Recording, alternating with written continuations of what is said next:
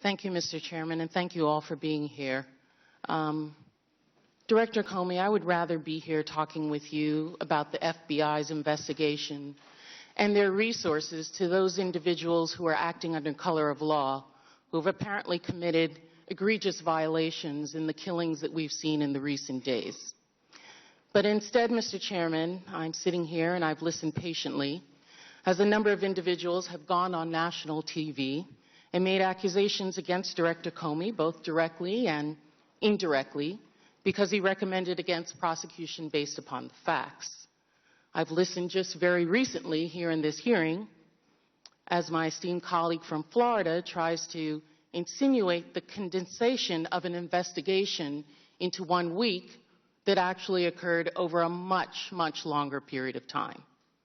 And using that condensation and conspiracy theory to say that there's some orchestration. And that they have accused Mr. Director Comey of basing his decision on political considerations rather than the facts.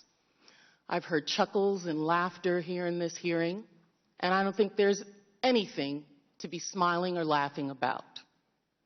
Because I want to say something to those individuals who are chuckling and laughing and making attacks on Director Comey for doing his job. You have no idea who you're talking about. Your accusations are completely off base, utterly offensive to us as American people.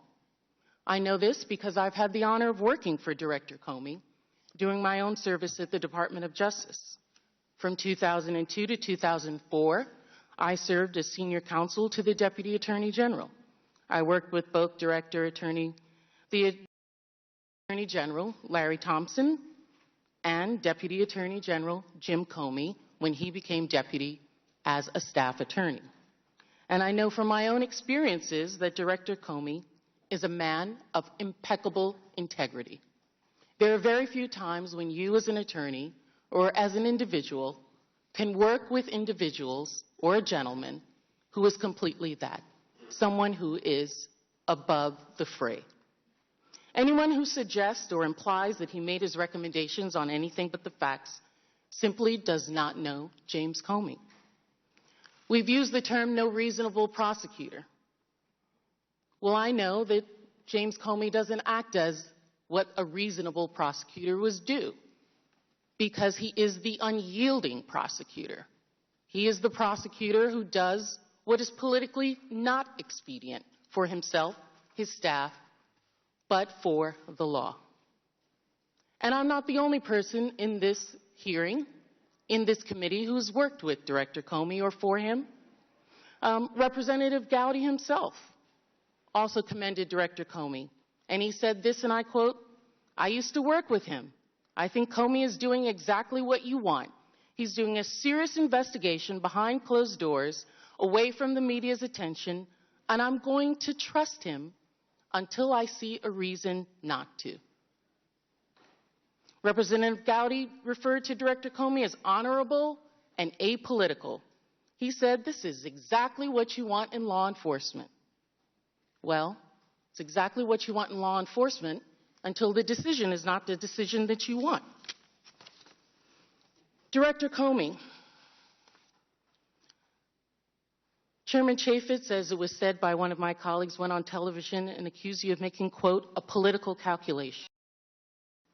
He said that your recommendation was nothing more than, quote, a political determination in the end. I'm going to ask you, how do you respond to that? Were your actions in any way, shape, or form governed by political consideration? No, not in any way. And did anyone with Secretary Clinton's campaign or the administration influence your recommendation for political reasons? No, they didn't influence it in any way.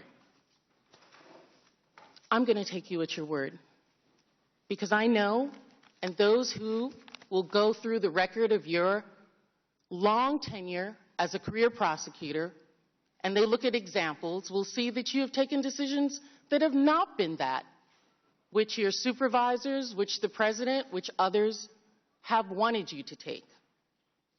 As a fellow prosecutor who believed that the facts must come above politics, I'm thankful that we have you. And Director Comey, I want to thank you for your service to our country and you have our support.